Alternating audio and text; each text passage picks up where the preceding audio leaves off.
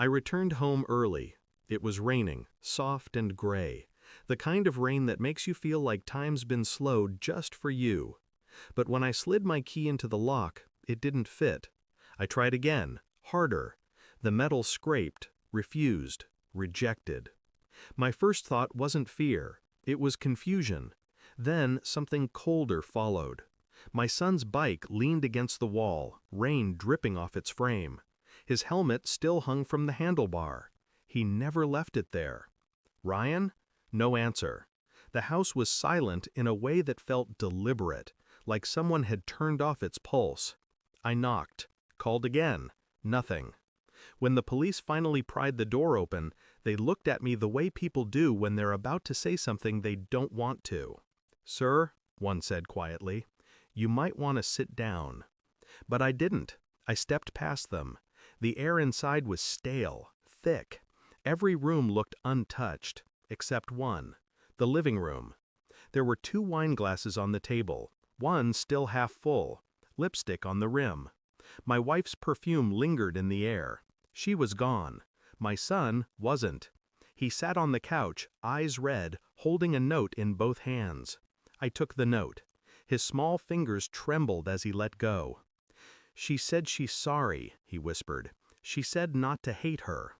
The handwriting was hers. The tone wasn't. "I didn't want you to find out like this," it began, "but I can't keep pretending. You were a good husband, a good father, but you were never his father." The words didn't hit me all at once. They slid under my skin, slow and precise. Not his father. For a moment, I couldn't move, couldn't breathe. Ryan looked at me like he was waiting for an explanation I didn't have. "Go to your room," I told him gently. He obeyed.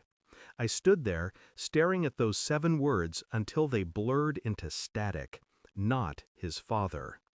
There's a kind of pain that doesn't make you scream. It makes you quiet, focused, the kind that rewires you. That night, I didn't sleep. I sat at the kitchen table with the letter under the dim light and read it over and over until I memorized every lie. In the morning, I began to search. Phone records, emails, bank statements.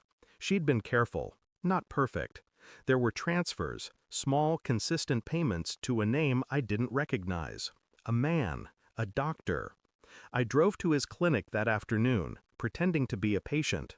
He greeted me with the kind of warmth that comes from routine deceit.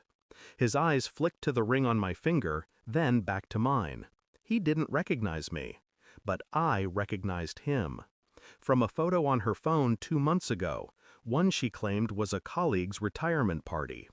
He smiled then, the same smile I'd seen in that photo, the same smile my son had. It was in that moment I understood. She hadn't left me. She had run to him. But she made one mistake. She underestimated silence. I didn't confront her immediately. I waited. A week later, she called. Her voice was thin, rehearsed. "Is Ryan okay?" "He's fine," I said. "We both are." There was a pause, relief in her breath. Then I told her, "We got the DNA results." Silence. A long, cracking silence. "I wanted to tell you," she said finally. "No," I replied. "You wanted to hide it." She began to cry, the kind of crying that comes too late to matter. When I hung up, I sent the report to her new address. No message, just the paper. I knew she'd open it while he was there. I wanted him to read it too. Let the truth speak for itself. Let it poison their future the way their lies had poisoned mine. 2 days later, she showed up at the door. This time my key worked. Hers didn't. She looked smaller than I remembered. Desperate. Eyes swollen. "I didn't mean for it to happen," she said. "I was lonely. You were always working." I stepped aside, letting her see Ryan behind me, drawing quietly on the floor. "You should go," I said. She took a step forward. "He's my son." I cut her off. "You left him starving in a house full of lies." Her lips parted, words dying in her throat. "I didn't tell him," I continued. "But one day he'll ask, and when he does, I'll hand him that letter." Her face broke, not from guilt, but from losing control. She laughed without another word. It's been 6 months. Ryan doesn't ask about her anymore. He just says good night and sleeps through the storms now. The lock has been changed. The house is quiet again, honest even. Sometimes, when I stand by the door, I remember that first night, the key that wouldn't fit. It wasn't the lock that changed, it was the life behind it. I used to think betrayal destroyed people. Now I know, it only strips away the lies that kept them blind. And when the truth finally opens the door, you realize you were never locked out. You were being set free. Thanks for watching. Don't forget to like, share, and comment. Subscribe now to Cheating Stories Insight World for more amazing stories.